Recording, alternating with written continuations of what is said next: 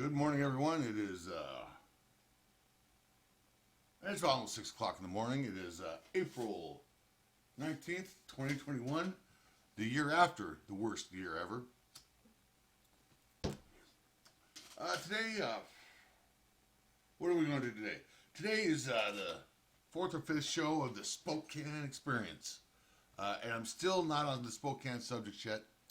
As you see, I'm still in my bedroom. It's still not clean.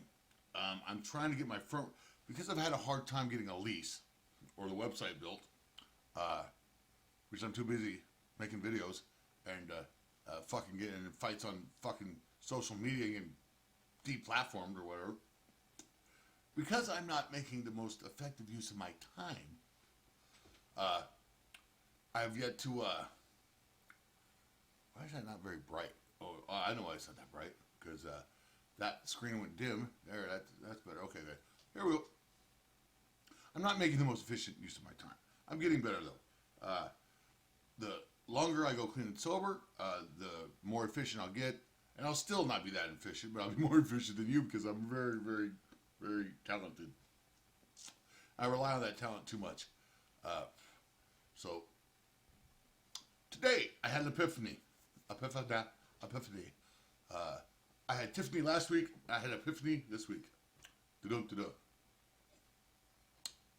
So,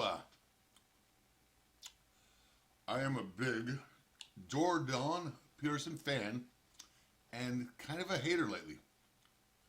Oh, look at that. Screen's only that big. Okay, that's fine. I can manage. See, the screen is, I set the screen to a weird size. Okay. Jordan Peterson. We're in DuckDuckGo. I'll do Google. Fuck it. Jordan Peterson on transformative experiences.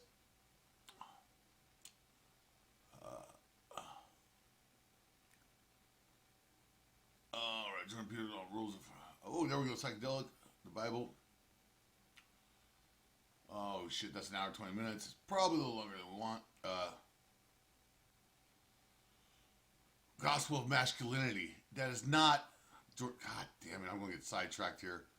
It's hip to be squared. The myths of Jordan Peterson. This poor motherfucker. 3 kinds of meaning and the management of complexity. Jordan B. Peterson. Department of Psychology. Alright, so it's not that hard to debunk this one here. It's hip to be squared. The myths of Jordan Peterson. Oh, maybe... Okay, never mind. Jordan Peterson's a psychologist. Good. That's probably the right... Okay, never mind. I'm always quick to jump off cliffs. The 7 lessons in evangelization from Jordan Peterson. All right, well, let's go here. He's not a big... He's a Christian, though. Fuck it. Let's not run from it. Recently... Oh, fuck off.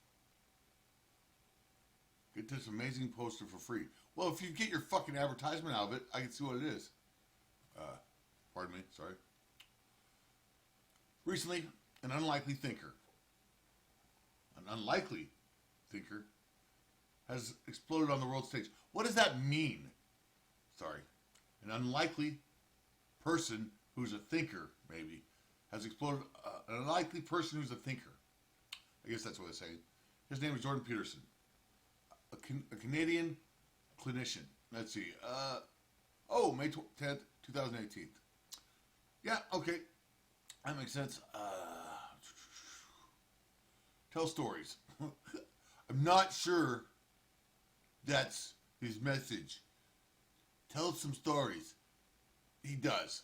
But tell stories.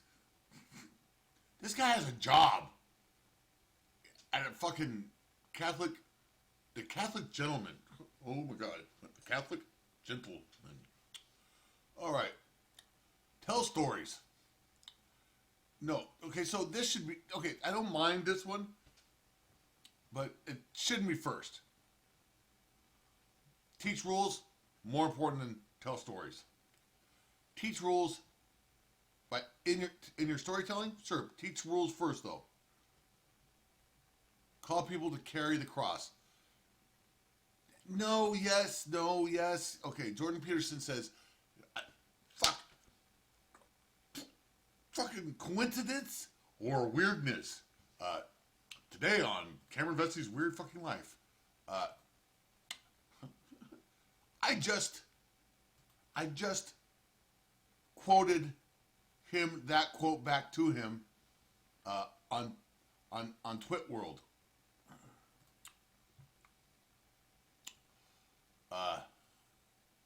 Right here. Bear this burden. Don't accept it. That was to Jordan Peterson, right? It was in Jordan Peterson's. I was talking about. I'm concerned for him because he's been going through a lot, and this whole red lobster skull thing is not good. Bear this burden. Don't accept it. Okay, I said that because it is a thing of Jordan Peterson's. Call people to carry the cross. See,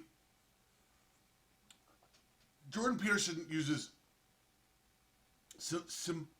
he's a brilliant dude, psychologist, scientist, clinologist, and he interprets the Bible in a very psychological way, a very profound evolutionary development of our psychology through stories and myths and rules. Okay, when call people to carry the cross, that's not what he's saying, but you can. He's if you're Christian, carry your cross, sure. But if you're not Christian, he's saying, bear your burdens. Life is suffering. You'll have things that might seem unbearable, but if you can somehow carry your cross, not the real cross, but the burden of life, if you can accept that you have to carry these burdens, fair or unfair, once you accept responsibility, carry your burden. And your life will start becoming more meaningful, more resilient, and eventually you'll enjoy the happiness that comes internally from leading a life of meaning. Yeah, I would have done this different, but whatever. Choose confrontations, not accommodations. This is a weird one. Choose confrontation. Now, I'm going to disagree here. Maybe it's a bad title. Jordan Peterson's not afraid of no, but it doesn't say to be confrontational. He says speak the truth or try not to lie. That's not confrontational. That's not lying and speaking the truth, even if it's difficult and it might be confrontational, but it doesn't have to be. Hey, sometimes when you speak the truth, people are like, wow, that's amazing. They don't always, they usually argue. They're whoo, baby. Okay, see, half the reason I'm hating on Jordan Peterson and his daughter Michaela is because she broke up with me on her Telegram. Or whoever runs her Telegram kicked me off. I probably deserved that one, but I didn't get a warning. But I was going ape shit. Okay, all right. But I think I should have got a warning. But I might not have deserved on that one. But then I figured, oh well, Jordan Peterson has a Telegram too. That was unexpected. And so I go on there, and I'm posting something about me getting shadow banned on ThinkSpot, which he's the state patron of ThinkSpot, his platform. And I'm like, well, hey, I think I'm getting shadow banned here. That's kind of deceitful behavior for your platform where you say tell the truth, right?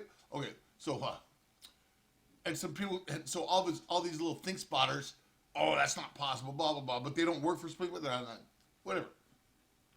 And I try to politely say, hey, kick rocks. I'm not trying to argue, but I got fucking booted from Telegram because I didn't want to engage them. And I told them they don't know what they're talking about. Leave me alone. I'm like, whoa.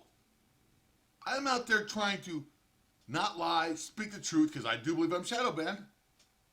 I'm not trying to argue with people about that. I'm not trying to be confrontational. And I still got booted off his platform. I'm like, and this is problematic. But choose confrontation, not accommodation.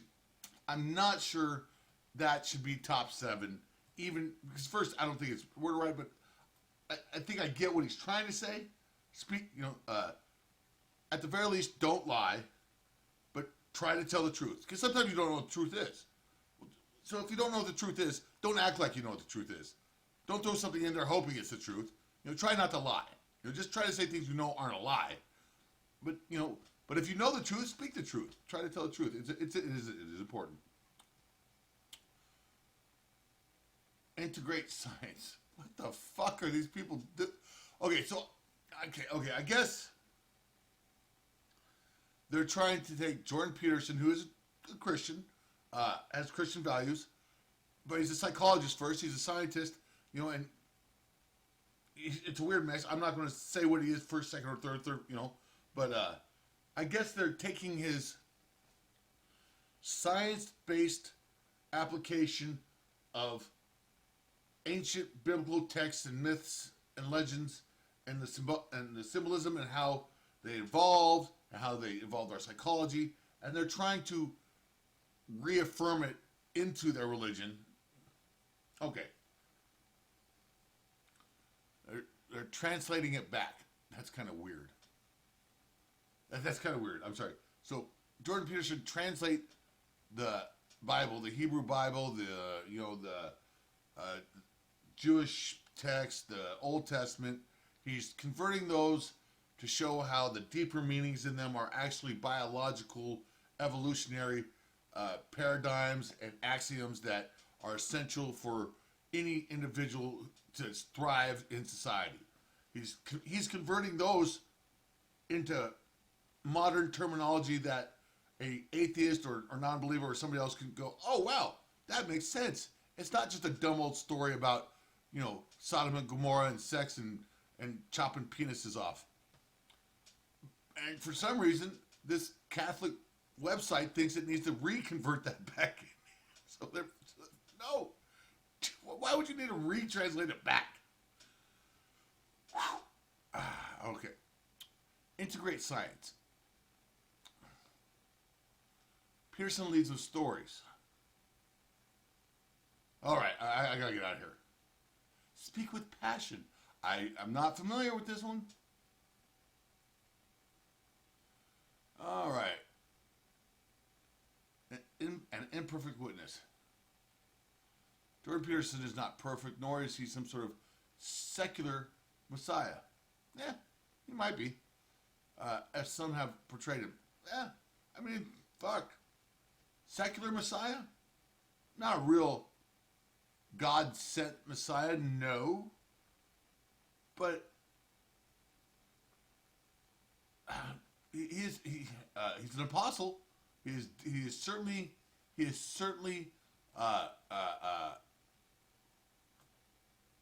Muhammad and Moses, like Esh, metaphorically, as close as you can get to someone who's leading his people out of Egypt, or wherever Muhammad did. Well, let's not get into that. But he's closer to that than maybe Messiah. But he could be a secular, leading people out of tyranny and subjugation and false philosophies and all sorts of different things. He's not trying to be. I don't think he ever wanted to be. He doesn't want to be a martyr. He almost ended up one. And that's the guy you want to lead.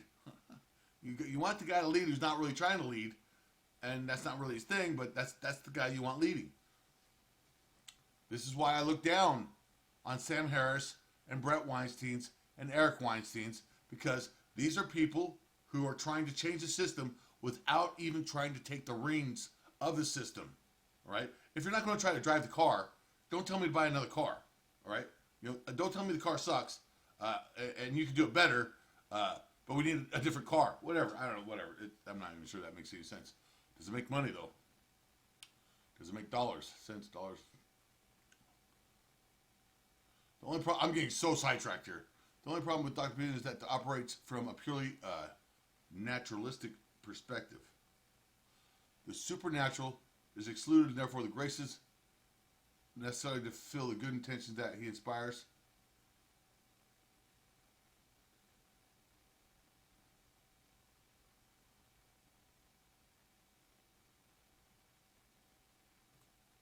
not sure that's a complete sentence. Not that I'm very good at fucking typing grammar. The supernatural is excluded, and therefore the grace is also necessary to fulfill the good intentions that he inspired. I don't know. I'm not sure what he's saying. Are the grace necessary? The grace necessary to fulfill the good intentions. Anyways, he also cited favorable anti-Catholic authors. Oh no! Oh no!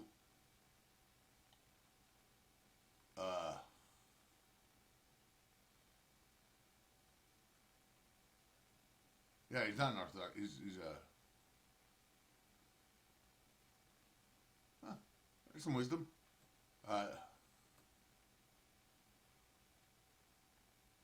Exactly. Okay, so this guy's all right. I don't agree with about 3 out of 7 of his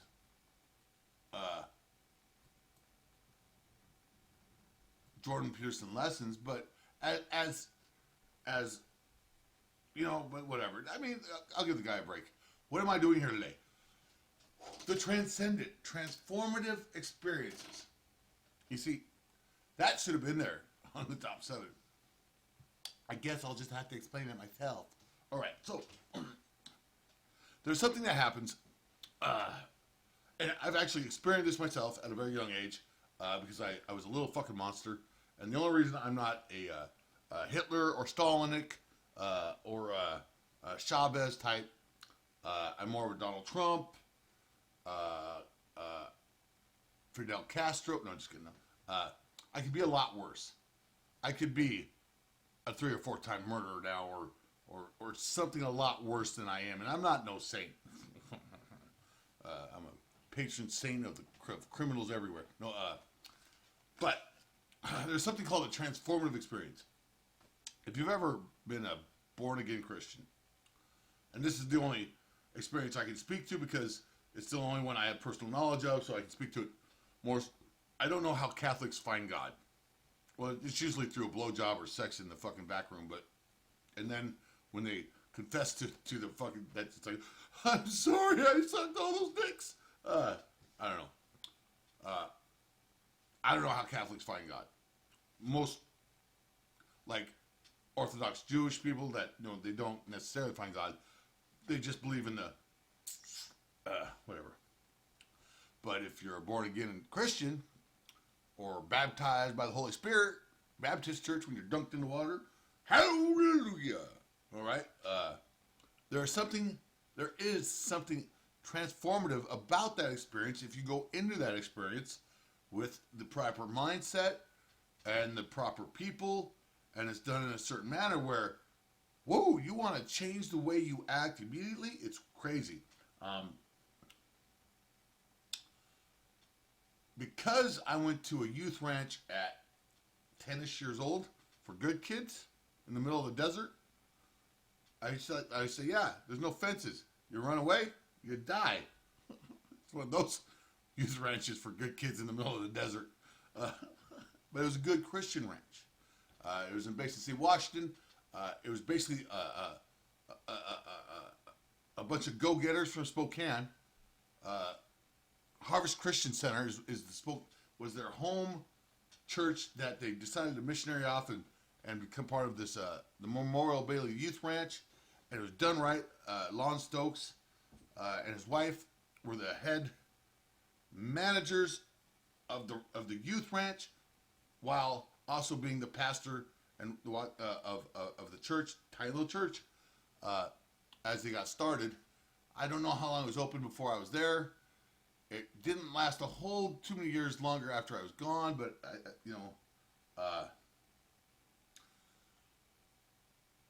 it's the type of church that isn't corrupted by size or dogma or anything like that. They're about family. They're about community. They're about hard work. They're about discipline. They're about taking traumatized kids and bad kids and trying to form them into something that's worthwhile. And it worked. They were good at it. I've always known that that was a very important. Okay, transformative. Transformative. You raise your hands. Okay, so they all put their hands on you. You get all this touching and feeling, and they put it on your cock. No, they don't. Anyways, and it's very emotional, and you're like, ooh, I used to speak in tongues. I did. And I'm telling you, I don't know what language I was talking. And a lot of times, it sounded probably like somebody I admired.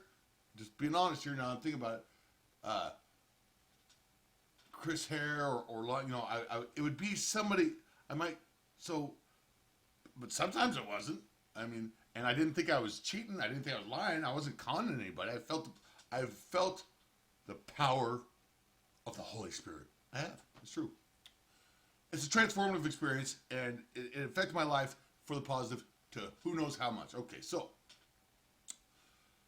that is an established fact in the psychology world about transformative experiences in the church. All right, there's something about the church experience that can at times be what they call a transformative experience, where once you might have been a disagreeable person, low in disagreeability, and you get saved, and suddenly now, if you retook the test or something, your personality traits would be massively adjusted, and there's as if, you know, you were born that way. Okay, so in a way that therapy and behavioral therapy and psychology and all that can't replicate, you know. But of course, it's not foolproof in the church. It's, you know, it's, sometimes God comes down, fills his people with Holy Spirits, and transforms people into better people in a massively way, and it sticks for the rest of their life, and that's good, you know. Now we're getting into psilocybin, magic mushrooms, psychedelics. These were banned from experiments for a long time. Class 1 drug, blah blah blah blah blah. Now finally, we're starting to become the United States, anyways, is starting to say, hey, we're seeing some weird positive shit out of this stuff. Let's start studying it. So the restrictions on psilocybin have been greatly reduced. Like, I don't know, since I got this other screen open, why don't we use it, right? Psilocybin studies. All right, here we go. Here's some facts and COVID-19 updates. Fuck off. Psychedelic treatment with psilocybin relieves major depression, study shows. Let me tell you beforehand, I think I know what it's going to say because that's how researched I am. Just to, you know, studies have shown that one dose of magic mushrooms, if you have a mystical experience on magic mushrooms, it can reduce depression for up to 90 days. Let's see if I'm right. This is 11/04/2020. Share fast facts. Two doses of magic mushroom chemical psilocybin. Fuck, where'd you go? Oh, knock it off. You're pissing me off. I need to magic mushroom this motherfucker. 2 doses of magic mushroom psilocybin release symptoms for people with major depression for at least a month. So I read 90 days. Half the symptoms no longer considered to be in throes of major depression 1 month after. Okay, so that's fine. I read a study that said if you had a mystical experience, right, it can relieve depression for up to 90 days. So, hey, all right. I don't know if this talks anything about mystical experiences. Another study showed how ecstasy and psilocybin are shaking. Ecstasy is just chemically it looks a lot like methamphetamine. I took it one time. Anyways, let's not talk about that right now. I also read another study, or at least Mr. Jordan Peterson might have quoted me the study, that people who took magic mushrooms who were trying to quit smoking, again, if they had a mystical experience, they're not all mystical experiences. They're not all, whoa, what the fuck's going on? Wow, right? And it's got to be a good mystical experience, not a bad trip, right? Bad trips are not good. Okay, so if people had a mystical experience while taking psilocybin or magic mushrooms and they were trying to quit smoking, 75% of them successfully quit smoking afterwards. Let's see if we find that one. Psilocybin studies in progress. MAPS, Center for Psychedelics and Conscious Research. John Hopkins. John Hopkins. That's an institute we need to respect on the issues of COVID, on the issues of... They're just... John Hopkins is the shit. They're the premier American institute, in my opinion.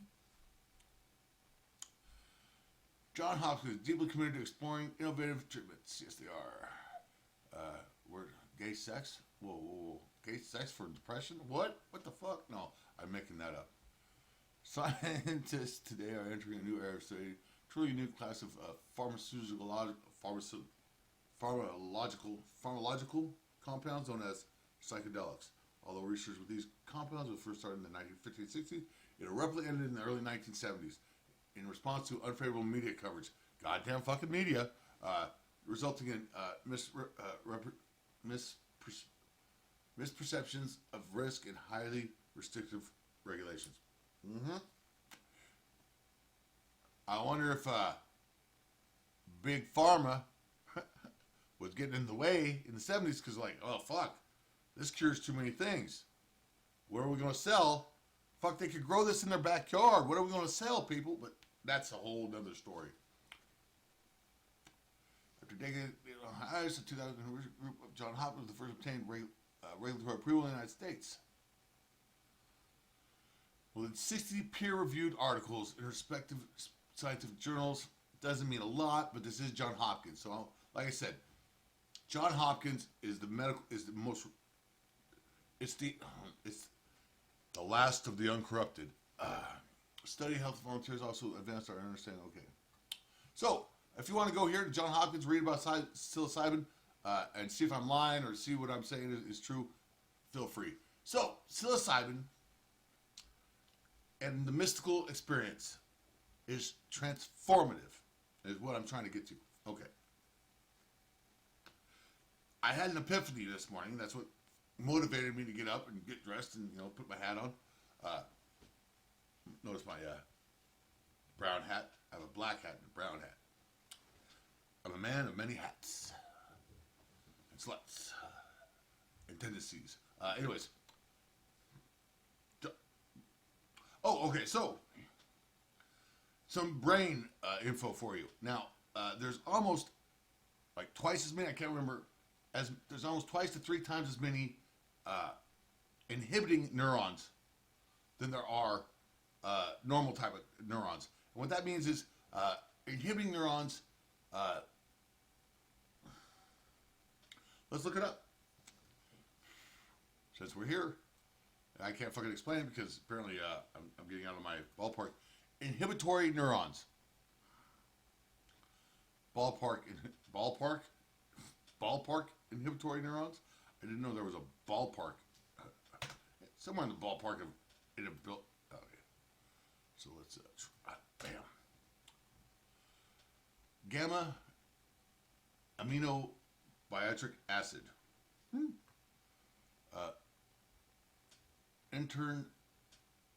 Interneurons are the main inhibitory neurons in the central nervous system, and they play a critical role in a variety of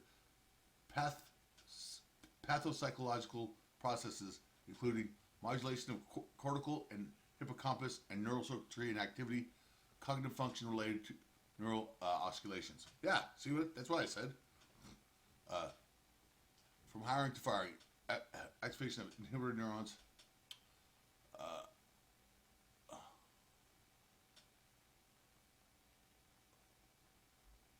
And what? 2019. I don't think this is true. According to my research. Okay. Oh, but it has a fancy picture in the background. It must be true. It has substantially expanded over the past few years. Tools and technologies allowed investigators to classify diverse groups of inhibitory neurons by several delineating factors. Delineating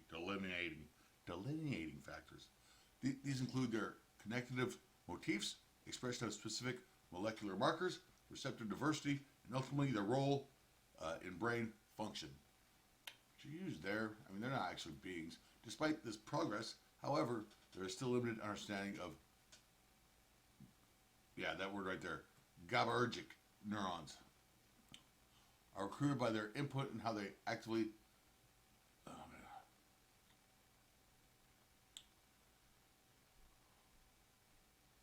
inhibitory circuits regulate the activity of excitatory neurons. In this review article, we will outline recent work investigation. Inhibitory interneurons constitute a small but crucial neuronal class in the cortex. Okay, so this is talking about a specific type of inhibitory neuron in the cortex. But I think if we look at the full nervous system, there'll be twice as many inhibitory as there is whatever the fuck the other ones are called. These cells comprise only 10 to 20% of the total neuron population in the cortex. We're talking the cortex here. Their connectivity and recruitment are essential in sensation, movement, and cognition. Okay. So one difficulty in synthesizing the role of inhibitory cells lies in their diversity. These neurons expressed in an array of molecular markers and have heterogeneous firing properties as well as distinct synaptic connections. 2014. However, the diversity of inhibitory neurons allows these cells to provide the appropriate inhibition for a wide variety of stimuli and behaviors. Okay, that's what I want to get to. All right. So,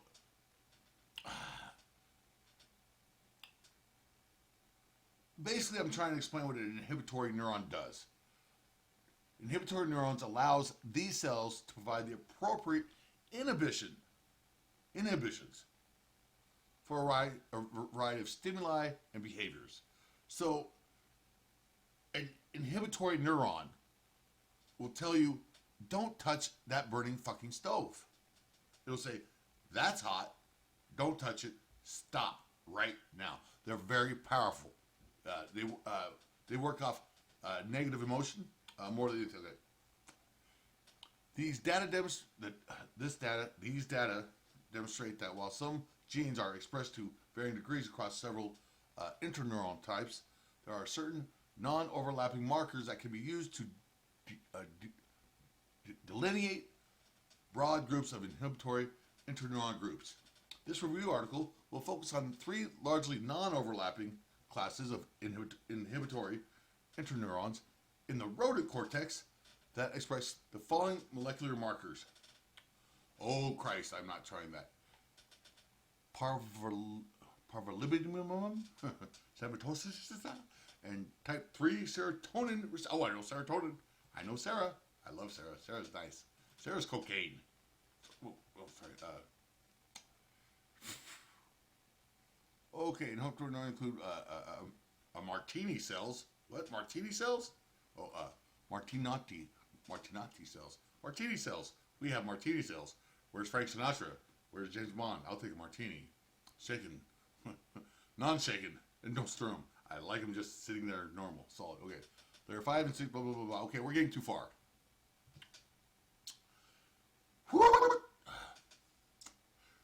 So, my epiphany this morning. Religious experience. Psilocybin. Inhibitory neurons that may affect our cognitive behavior. I think I've expressed enough knowledge through research papers of that. I have a fairly loose understanding of women, of neurons. That being said, what is it about the transformative experience that can change somebody's personality so quickly, so directly, in such a way? Belief systems. If you believe that the piece of tape that was just pulled from your neck was actually, like, if I showed you a lit cigarette and I went, ooh, and I switched up and touched it with my pinky, you'd be, ow, ow, ow. You might even blister. That's the power of belief systems, right? So much of the world that we see visually and feel, touch, smell, is taken in and interpreted based on the systems of beliefs we've developed. So I believe that inhibitory system helps defend against stupid beliefs or changing a belief system that has worked for a very long time. Why can you take a step forward without being in fear that you might stumble or fall or the floor might give away?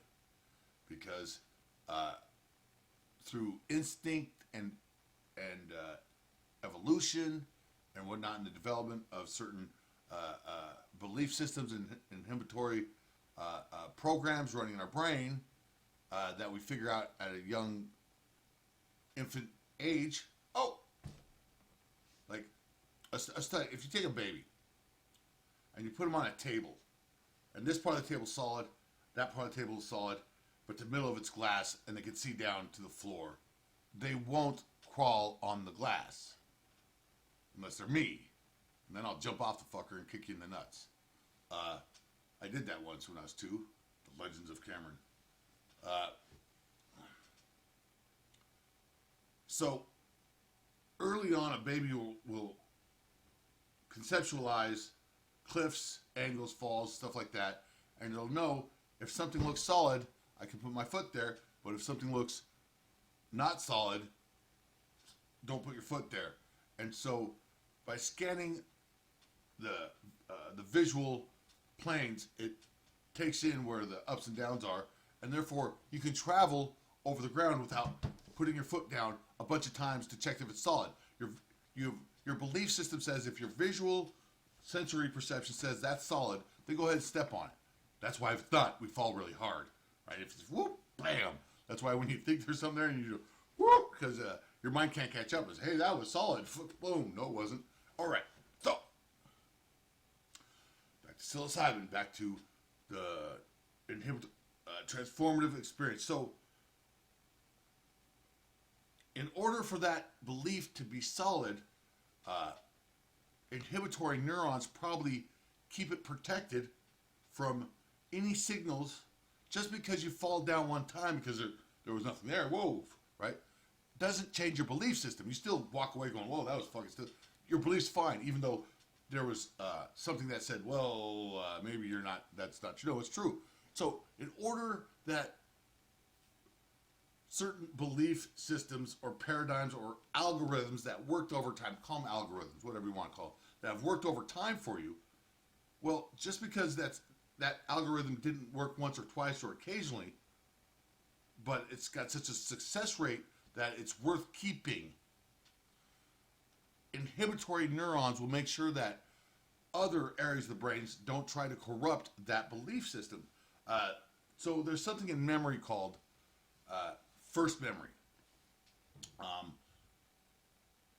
When you integrate information the first time, and that information, and you run with it for any amount of time, and then later you find out that it's wrong, and you have to change it, sometimes it's hard to fucking keep, like, an example I've used before, I've got a huge vocabulary, but somewhere along the lines, I connected descend with going downstairs, and somehow I connected ascend with going downstairs, and I still want to go down when it says ascend, and I have to go, oh, no, turn around, that means we're going this way, right? I still have to. It got integrated somehow at a young age, and first information, first time learned, is hard to get out because when it's integrated, your brain doesn't like changing things that it says, that's right, that's solid, that's good. I don't know why, what, maybe because I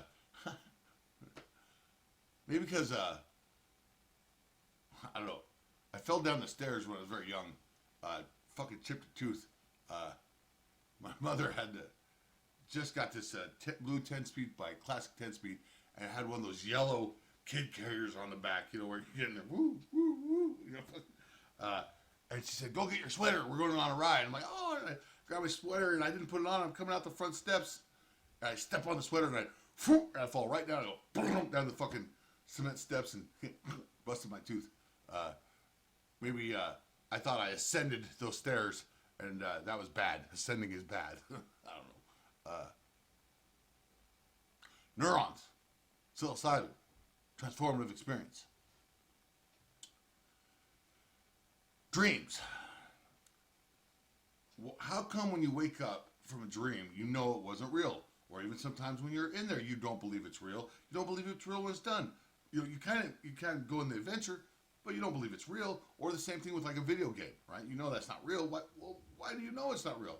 Well, because there's inhibitorial neurons that make sure, that understand through algorithms and processes that what that's going on there isn't actually reality, but it's fun. The more immersed you get, though, the more it's fun. Like when you're really into a game, you're into it, but as soon as you turn it off, your brain doesn't allow it to make you think that's reality over this. It's complicated. Why does psilocybin and religious experiences cause transformative experiences? I believe, like meditation can and other forms of drugs, like they probably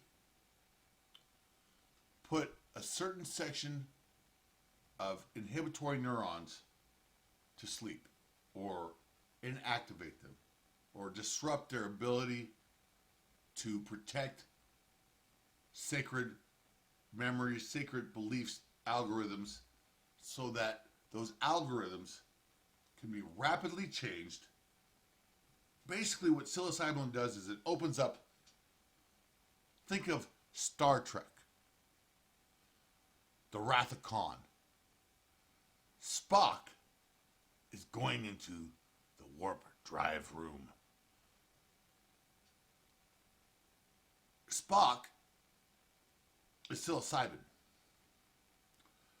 The dilithium crystals is the algorithm. And it's got this big cabinet. It's protected. Can't go in there, Spock. You'll die. Whatever. Right? You can't go in there. You can't just change dilithium crystals on the fly because, it's not healthy. All right. But if you have Spock or psilocybin or a religious experience, that religious experience goes in there and removes the inhibitory neurons. Go to sleep. And then you can fuck with the algorithm or the belief system and reshape it and then put the inhibitory neuron back on top. And now it's locked in. And now you have transformative personality experience where you're suddenly an actual different person from a psilocybin. It's the mystical. It's the transformative. What do you think? That's what this all was about. I had I had Tiffany today. Breakfast with Tiffany. Breakfast with Tiffany. How's that song go? Oh, okay. There was my morning podcast for, I've been up since 2 this morning. 6:33 a.m., April 19th, 2021. This is the Spokane experience. Oh, I've got a saying. I'm going to say this every time. Where's my saying? Where's my saying? Where's my text that tells me what I'm saying? Not it. No. I'm going to get there one day, but I need to start doing this. Habits. Have you watched my video on habits? I need to get in the habit of doing this. Tiffany. I need to get in the habit of doing Tiffany. Breakfast with Tiffany. Call the IRS. No, I've already done that. Call or do mouse. What? I don't want to do a mouse. In a non-relative universe, electrons don't step, they fade. Whole nother area of science.